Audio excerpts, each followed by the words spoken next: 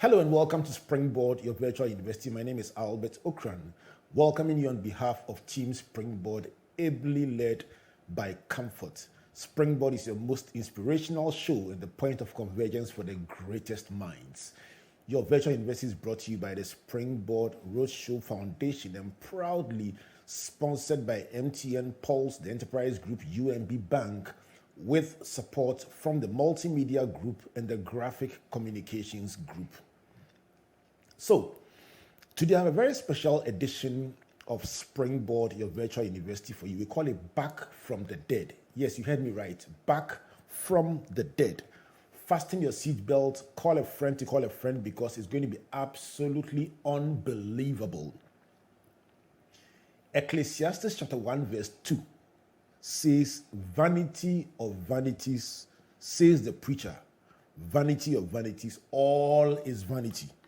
And I never understood this scripture until I recently met Kwabena Ampong Kutin-Buah at a function.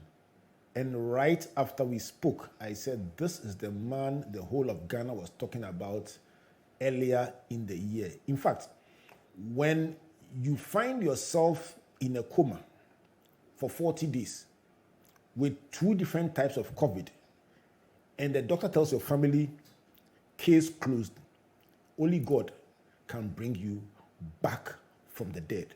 The man himself is here to tell us a story, and this is going to be a roller coaster. Come now, welcome to Springboard. Thank you so much. You look absolutely great for somebody who has had COVID. The Bible says, had it not been the Lord on our side, where would we have been? So it's all by his grace and mercy. I am what I am. If you find me looking at you in a certain way, it's because I know that I've heard a story and I still can't believe it. And before we go into your story of that the near-death experience, give us context about your life. PhD student in cybercrime in London. Tell us what you've been doing professionally or educationally. Okay, let me start by saying I was born in Dunkwa, Onofe, to Reverend Kwabena Kutin-Buah, my mom Mary Dufio Kutin-Buah of blessed memory. So my father started his ministry as a Church of Pentecost pastor. His first station was Dunkwa. And you know Pentecost, they will definitely transfer you. So from Dunkwa, he moved to Ayamfre. But then Ayamfre was a very remote area. It was a village. There was no light, no potable water. So I had to come back to Dunkwa to live with an uncle, where I attended Dunkwa Goldface Primary School.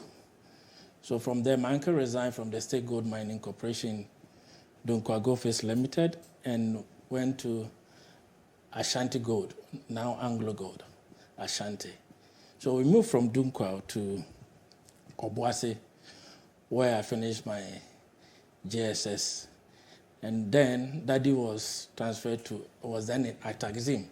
So after JSS, I joined him at Axim, where I had my secondary school at Science Secondary. From Science Secondary, I went to Takoradi Polytechnic to do HND in electrical and electronics engineering, but I majored in telecommunication. So after Takoradi Polytechnic, I went to University of Hertfordshire to do information systems. But I majored... That's in the UK? In the UK. But I majored in business intelligence.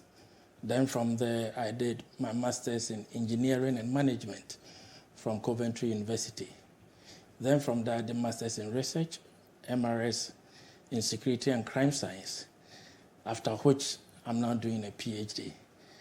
So tell me, before we get into the PhD, what are the career aspirations that are guiding this certain path you are traveling in electronics and electrical engineering into technology and then cyber crime? What are your interests? I think most of my steps towards these studies, I would say it have been fueled by various aspects of my life where I reached.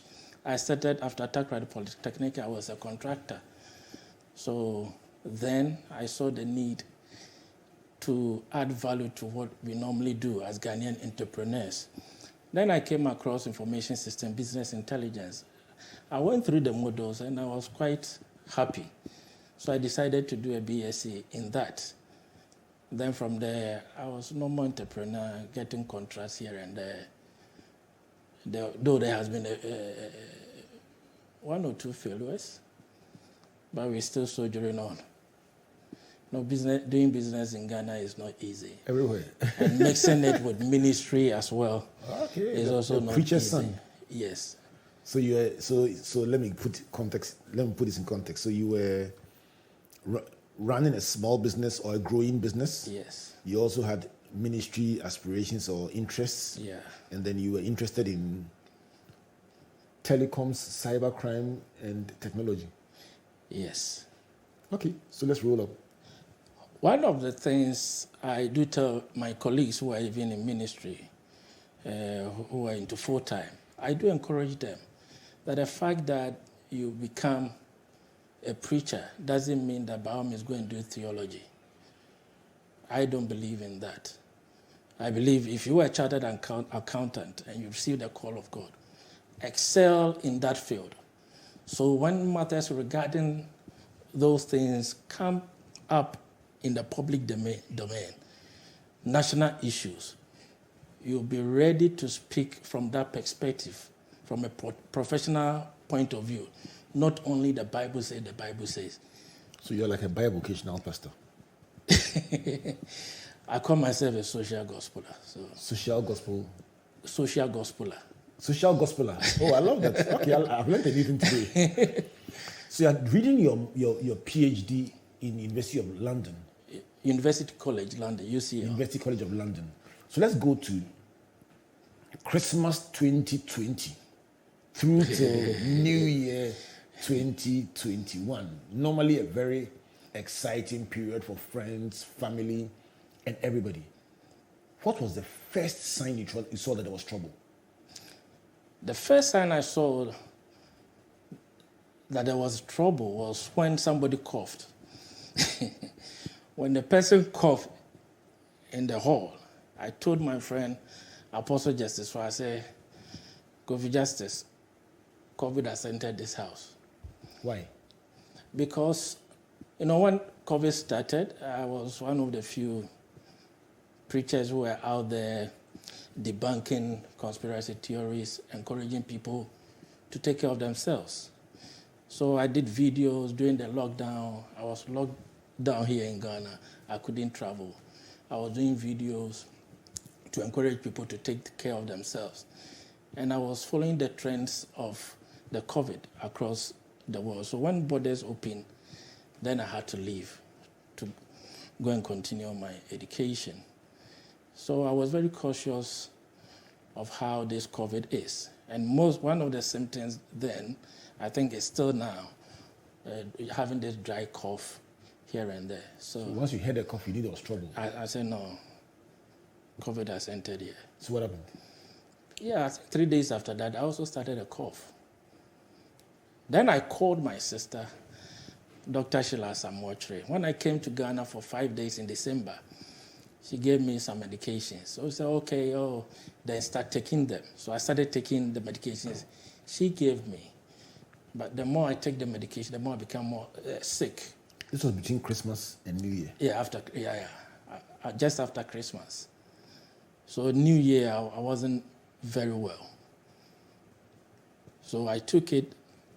Then we had a family friend in Glasgow, Scotland, whom I spoke to, and she told me that, she's off. Other than that, she would have sent some medication down to me in Dunfermline, in Scotland.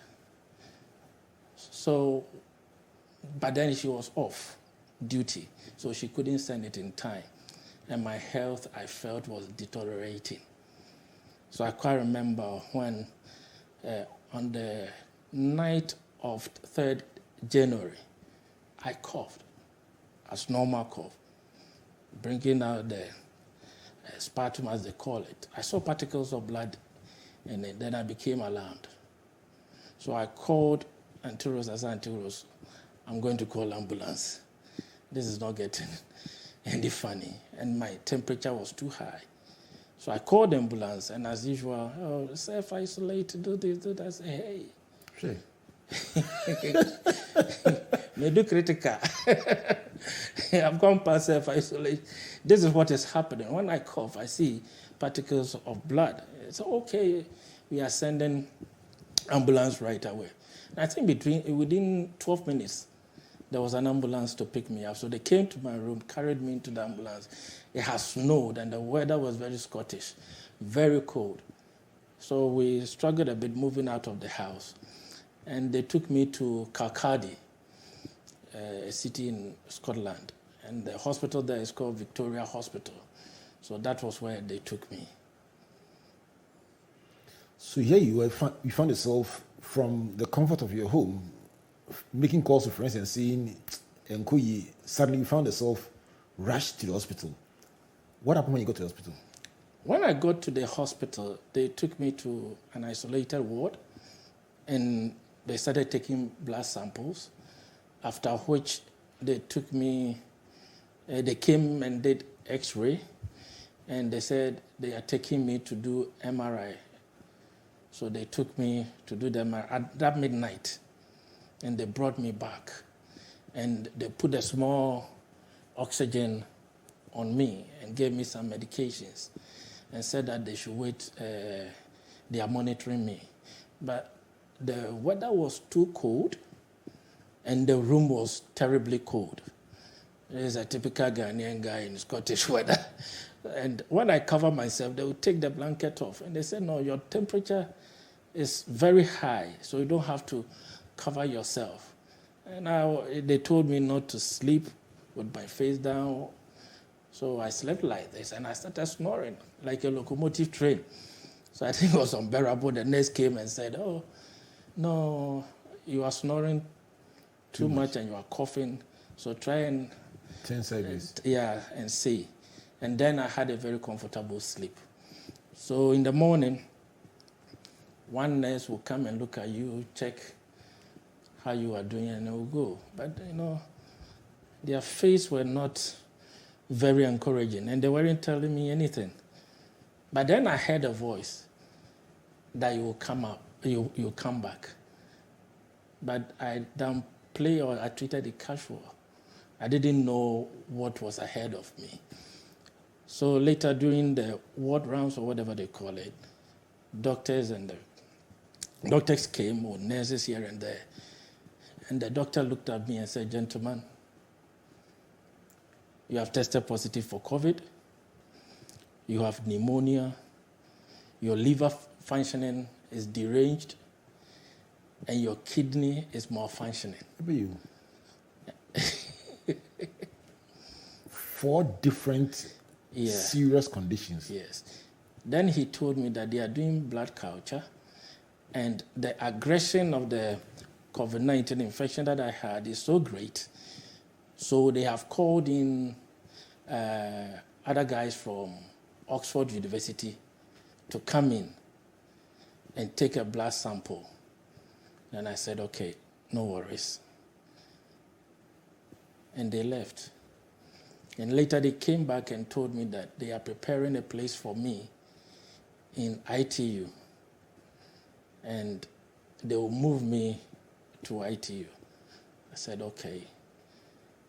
Then that day, they changed the small tube, and they gave me something that covers, like a cup, that covers both your nose and mouth with the oxygen, and they asked me to breathe normally. But then I realized that I started having difficulty in breathing, and they brought nebulizer. And I was still there. Then they said that, no, they have to move me to the ITU. Said, okay. So they took me to the ITU on the 6th. But before they took me on the 6th, they now changed the cup and put a CPAP machine on me. Wow. So I was dressed like a ninja with a CPAP machine. For those who are watching on those who are watching on TV and on Facebook, you can see the various stages in pictures, but this is This was no longer a small matter. It was now a life and death issue at that time. Yeah, but at that time, I could still talk. I was okay. Yeah, I could Were still you talk. afraid, confused, uncertain, worried? What was the mood? No, at that time, I wasn't afraid of anything. I knew I would be fine. There was never a dint of fear in me. Okay. Some way, somehow, I was very confident that this thing shall pass away. So what changed? This was 6th of January. What changed? So I went, 6th of January, I was in the ITU. They told me they would put me on ventilator, they would do this, they would do it. As soon as they took me there, they cut this part of, they gave me local anesthesia and cut this part of my, you can see the scar here. They started putting some. Okay, on your wrist, okay. Yes, then they started putting some long tube there. Then I asked the doctor why. He said, so that when you go off, you'll still have access to your system. When you go off? Yeah, that's what he said. Okay. You still have access to your system. I will be fine. So then a lady from Oxford came, introduced herself, told me they are checking, is it something sequence? Is it the genome sequence or something on the COVID? And the type of COVID I have, I think they are not quite sure which one it is. And from my travel history, I was in Ghana recently.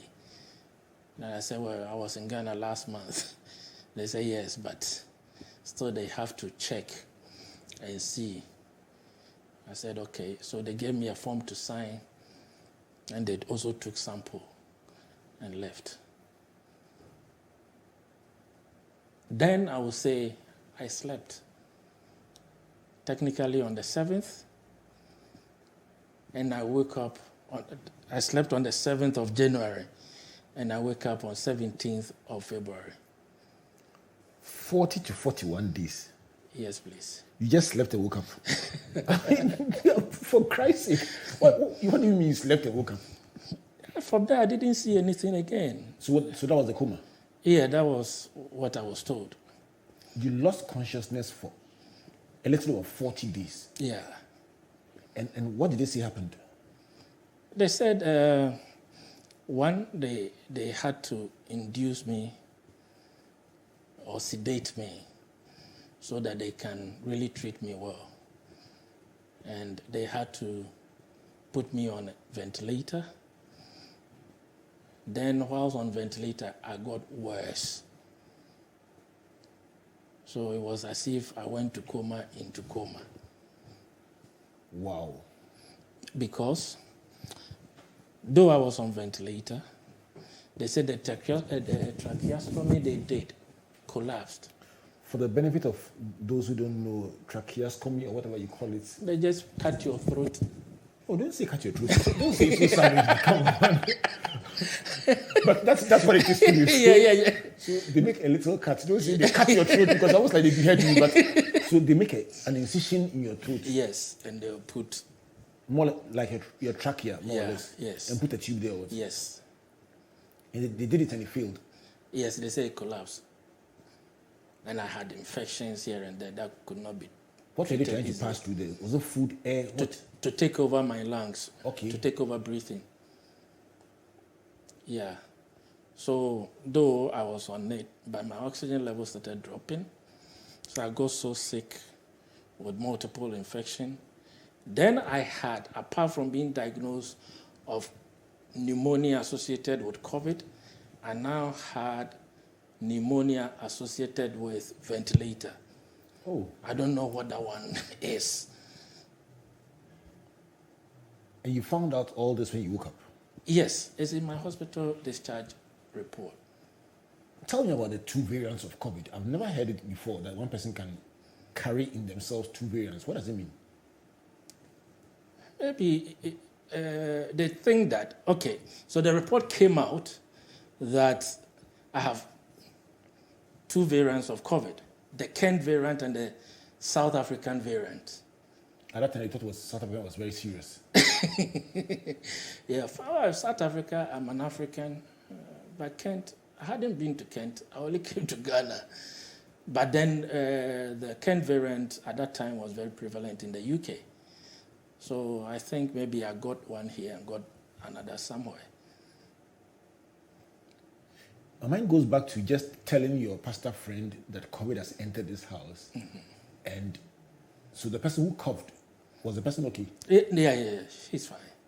She also got, I was told she got terribly sick, but she recovered. And she was far better than you, who got it from her ostensibly. Yeah, maybe I already had a variant in me and I got that variant. So, combined forces.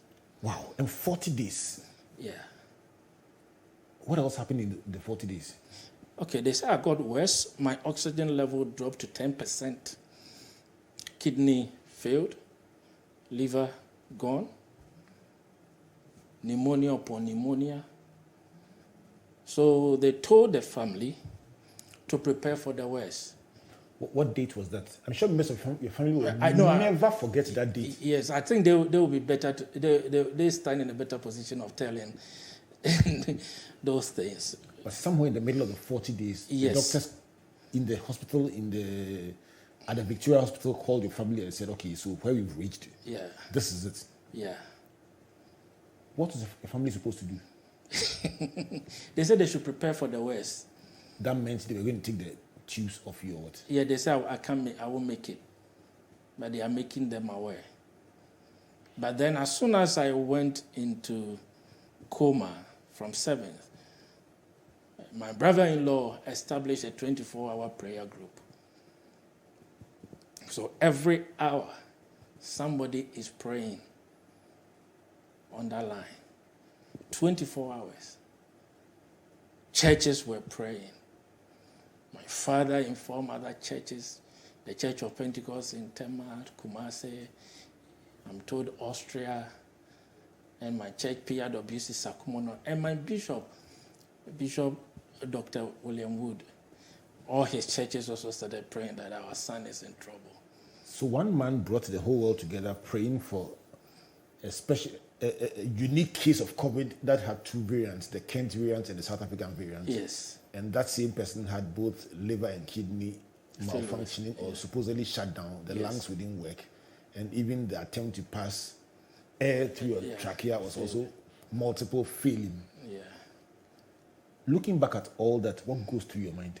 And they told to add salt to injury, the consultant said that one he told me when I was discharged to the ward, the Amber ward, he told me that I wasn't fortunate because my immune system started fighting my lungs, which is infected with COVID, which has COVID pneumonia and ventilator pneumonia. I don't know how it is. So my immune system started fighting my lungs as an external organ. This is Springboard, your virtual university. I'm sure you're wondering whether you're in a medicine class or COVID-19 awareness class. My guest for today is Kwabena Ampong Kutin-Buah, helping us to appreciate that story that made headlines on social media with several people praying for him who did not even know him. He's helping us to understand where it all began, the experiences he was aware of, those he was told about after 40 days in the wilderness or 40 days in a coma. The midpoint of which, or I don't want to call it the high point, but the most difficult point of which was the point when the doctor told his family, prepare yourselves for the very worst because your loved one will not make it.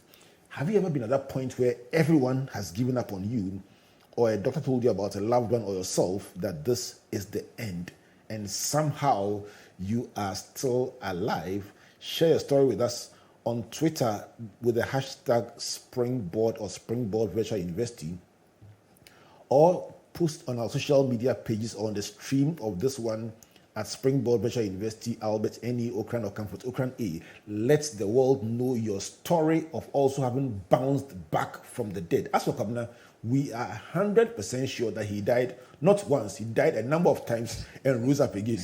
And we want to find out what the experience was like for those who were watching, those who were arguing that he was already dead, and for he himself as he found his way back. When I come back from this break, we'll find out, when did he come back? How did he feel? How did he find out? And who has he become as a result of his experience? Please don't go away. Don't be left out. Download the Pulse app from the App Store or Play Store to mash up all day, every day. You can also enjoy more mashup. Just buy the new Mega Bundle and get 3 gigabytes data, extra 400 megabytes for your social apps, and free MTN to MTN calls every Monday. So go ahead, feel the Pulse on MTN Pulse. Just be. We're good together. Everywhere you go.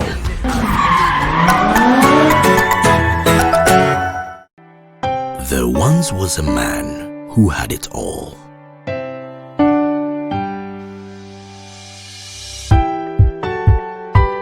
He had skill, he had charisma.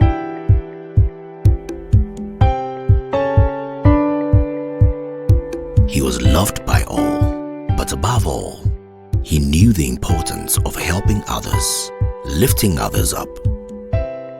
He knew the importance of giving other people an advantage so that they too would use that advantage to help others. All you need is that advantage that sets you apart from the rest. And when you discover that advantage, life's challenges don't seem so daunting anymore. That's where we come in. Enterprise, your advantage.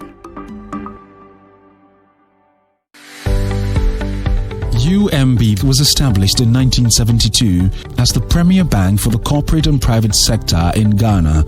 From our very beginning, as the only Ghanaian bank serving all categories of businesses, we set a standard for excellence and innovation.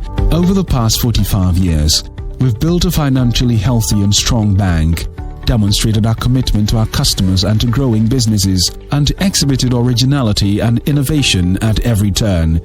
At UMB, our focus is built around people, service, products and technology. These are the key to our present success and our future triumphs. At UMB, we are poised to make a difference not only with our customers, but also in the banking industry. We invite you to share in our future. Our future starts now with you.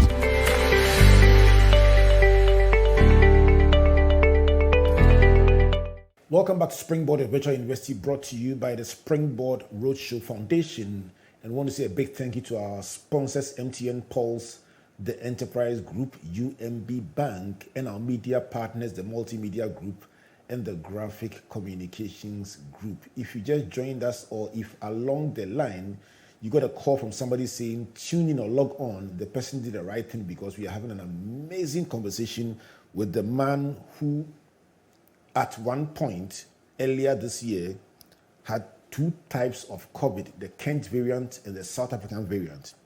Had pneumonia, that one to 2 types. One attacking one end, one attacking another end. And the immune system also fighting the COVID and then fighting his lungs. And at the same time, his kidney, his lungs, and his liver all shutting down. How much struggle can one person contain in the body? But he ended on the note that at the point of the lowest ebb in this story, on the hospital bed in the Victoria Hospital, unconscious in a coma, people were praying, and at the point, the consultant said, "This is the end, family, prepare for the worst." But people prayed. Kwabena, tell us, back from the dead, what changed? Okay, when it got to a time, I think that was it when they said I was going to die, because apart from what you've mentioned, my blood pressure dropped so low, so it was like, okay, and during the height of COVID, getting into ICU was very scared. So it was very scared getting bed. So at times you feel like that kind of. Right. Yeah. So they were ready to take the life support and everything off me because I wasn't going to make it. Then, when the news got to my sister called, she fought with the doctor on the phone and said that it was their fault. There were so many things they were supposed to do earlier on, which they delayed. And she will report them. She cried here and there, and they continue praying. I think the turning point was the prayer. People prayed. Some even went as far as Israel to nail my name on the Wailing Wall to pray. Now, how does it make you feel? I mean, with the benefit of hindsight, how does it make you feel knowing that people committed so much to your well-being, some of whom did not even know you? How did it make you feel? It makes me feel humbled. It makes me feel humbled. Anytime I recall and you see me crying, it's not because of what I went through.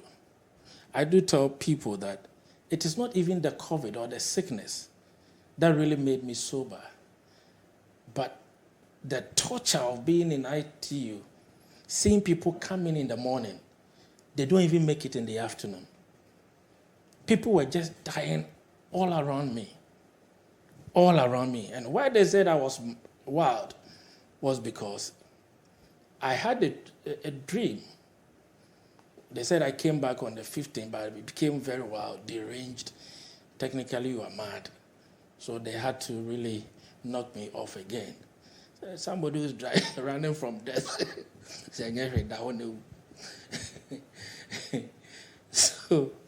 So in the dream, I'd come back, but I was very weak. I couldn't see things well. This was the 15th of February. 15th, yes. Then something happened in the dream. Then I was struggling. So I saw nurses, doctors speaking to me. They were talking to me. Are you okay? What? And I started narrating what I had seen. What did you see? Oh, I saw, it was like a dream, and people were pursuing to kill me. And it was everywhere I go, somebody is trying to kill me. And I find myself in a hospital. In the hospital, somebody was trying to kill me. And here's the case, I came back, and nurses were there. When I was telling them, I was like, you're correct. Let's give you an injection. So the injection they're trying to give you was like a repetition of what you had seen in the dream. Yeah. So you started fighting them. So I kicked the injection away. And they were very convinced that you were mad. Yes. Wow. So I saw them giving me multiple. That became a big blow, emotionally, psychologically. I felt that this was the right thing I had seen. That they were trying to kill you. They were trying to. Because earlier on, in the same dream or something, I saw like demonic entities come into the ITU and they will point whom they want to kill. And what made me scared was one time, I saw myself in the dream, they had tied us up. These entities came, they killed the person here, killed the next one on my left, and jumped me and killed the one on the right. Then when they got to my turn, I heard a voice that don't touch Kwabena Ampong. And they froze. They couldn't do anything. I didn't know where the voice came from, and they turned away. That day, this one died, and the one here died. You were in the middle. And I was in the middle. Then I got scared. I got so scared. Do you still feel emotionally scarred or psychologically scarred by these experiences? Yes, I reported the one they were giving me. They gave the multiple injections. They did the investigations, and they said that was the right thing to do to save my life. They are sorry here and there. Yeah, but it was traumatic for you, but for them, a patient who had been in a coma for 40 days and comes back to life and starts behaving in a hyper way, they feel that was the only way they could control you. Yeah. But they didn't know your dream. Yes. And when I was telling them, they thought... But a dream wouldn't make sense to them. Yeah, they said I was hallucinating. From their medical point of view, that was the right response. Yes. So tell me, what happened next? So before I came back, the doctors had given up that this family should prepare for the worst. Blood pressure down. They were about to take the machine.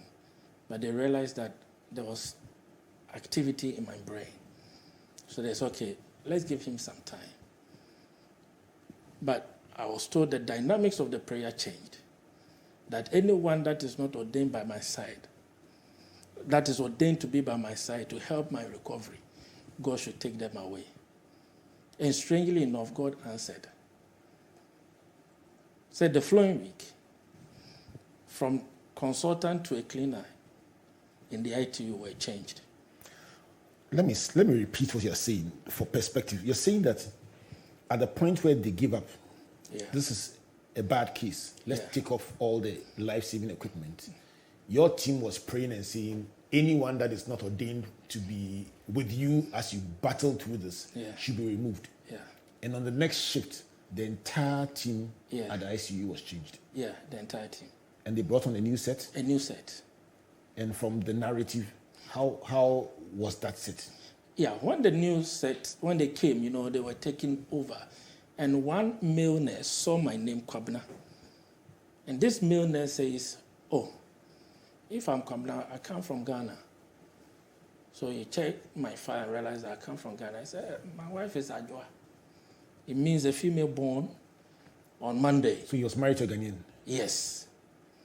And Kwabena means a male born on Tuesday.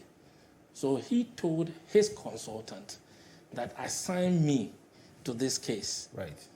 And spoke to the consultant to do everything possible to save me. I get the impression that these issues are sometimes small margins, very, very small margins between life and death. Yes. In fact, one nurse came, before I was discharged to the Amber ward, a nurse came to me, was administering, the tube here, normally it will choke. So they will bring something to extract the phlegms and stuff. Then he told me, I was here when you came in first. You go poorly. Do you know you died a wee bit? You died a wee bit? A wee bit. Ooh, kakra. Ooh, kakra. Ooh, kakra. So, I said, yeah. She was telling me quietly. So I was like, okay, so I died? Okay. But the only experience I had, which I may equate it to what they call death, was that at the speed of my thought, I came to Ghana. At the speed of my thought, I said, no, I wasn't in Ghana. You mean while you were in a coma, you felt that you came to Ghana and came back? Yeah, then I said, no, I wasn't in coma. I wasn't in Ghana. The last time I remember, I was in the hospital. At that speed of the thought, I saw my body in the hospital with all kinds of machines. I said, no, I can't die. Did you feel that at any point that there was some willpower to fighting from within you, just wanting to hold on to life? I think that was what they are saying. They said You refused to die? Yes. And the consultant, when I was discharged from the ITU to the ward, he was off. But he came back to check on me, and he told me that he has practiced medicine for 37 years. He said throughout his practice, especially during this pandemic, he has never seen anyone come to the ITU with such a great infection and complication like mine, and the person fought back the way I did. Congratulations. This was his words. The day you were discharged, how did you feel? Finally discharged from the ITU. Mm-hmm. Both. Tell me from the ITU first and then from the hospital. Okay. The ITU, when right now I realized they were talking to me, I was fine. They said I've improved on my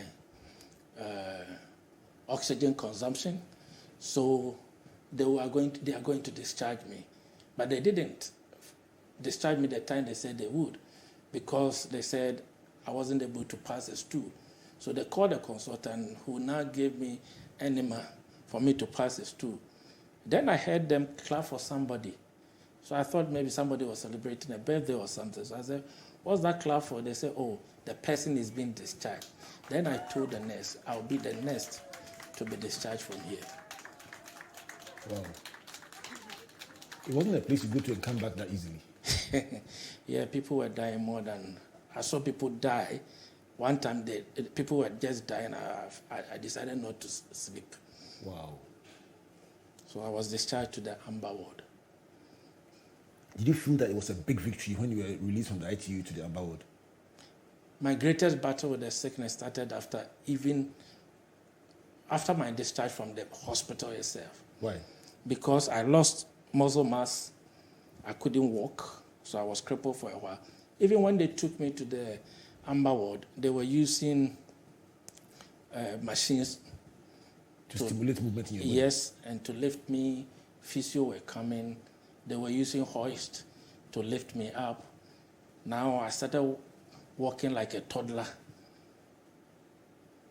I beg you, for the benefit of those watching on TV, you stand up so that they see that you can walk now. I mean, it's important because what you are describing. I mean, let me start with you so that it's just for the benefit of our viewers, because for what you are describing, somebody who machines have to be used to even bring strength into your limbs and so on.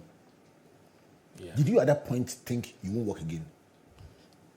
Was there a lingering fear that you may be disabled for the rest of your life? No, because... Sit down, let's continue. No, because my sister being a doctor was telling me, it happens. When you lie down for a long time, I think if you don't use your muscle for a while, you begin to lose muscle mass at a certain rate. And when it becomes too much, you can't really walk again. Yeah. But with physio, you bounce back. Right. Yeah, so but then I could receive calls, so people were calling, encouraging me. But the problem was when. Right.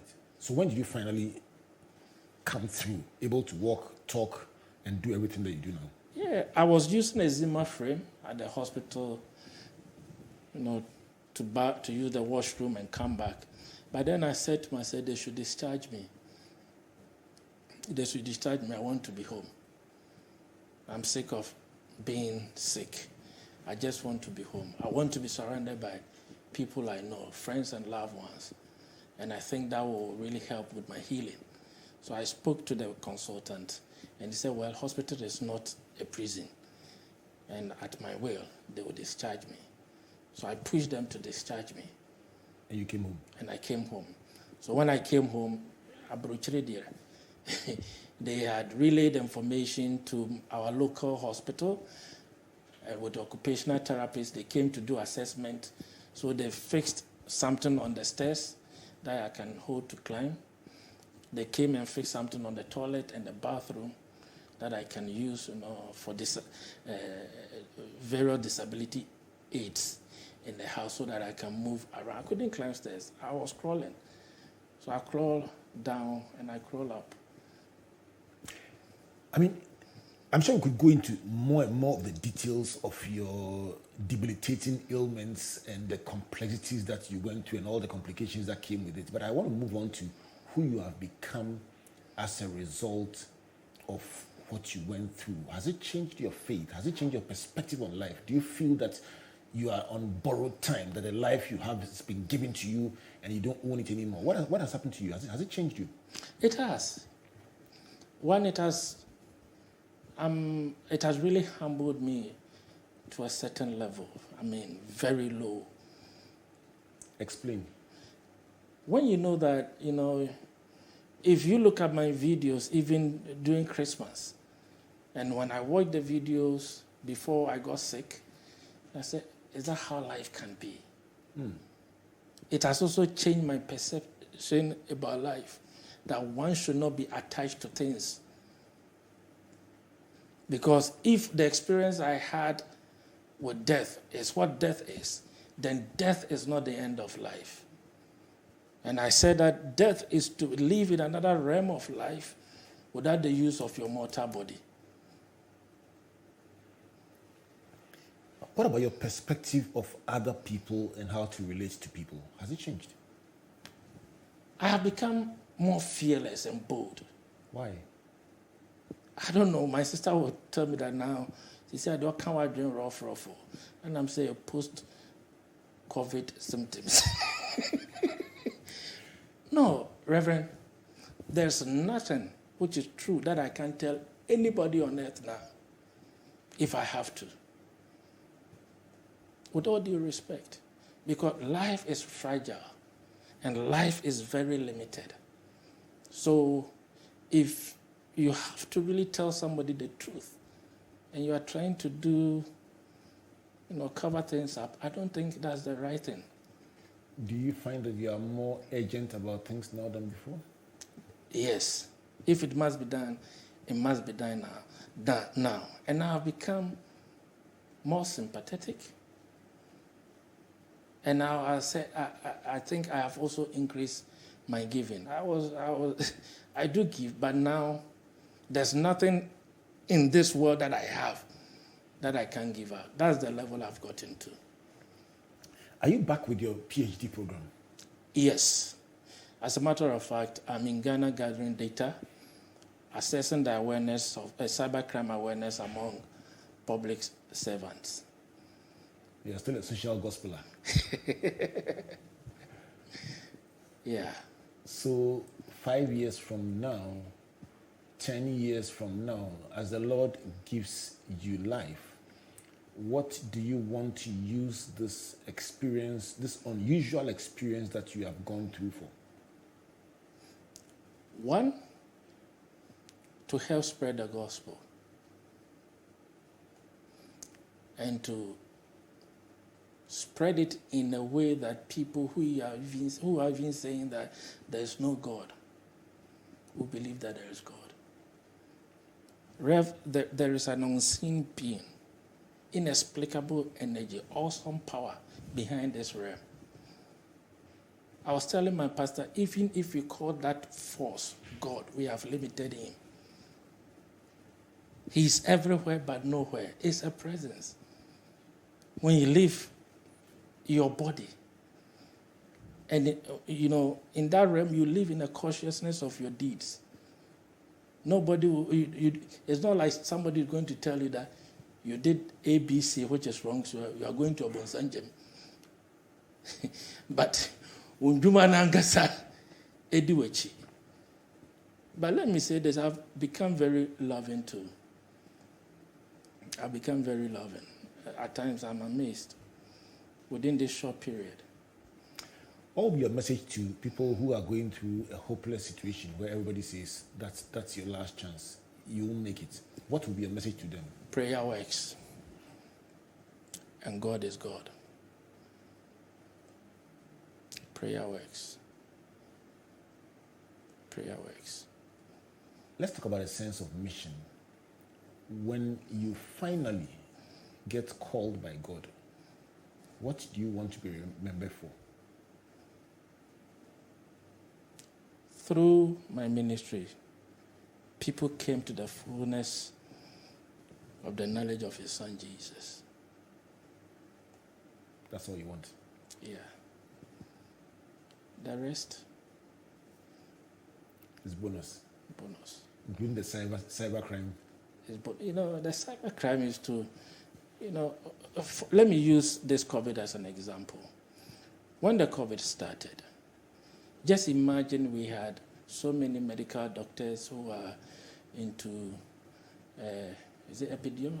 Epidemiology, yes. Yes. From the biblical perspective, with their medical experience, they would have really created the awareness very well. But we've left such things to the world.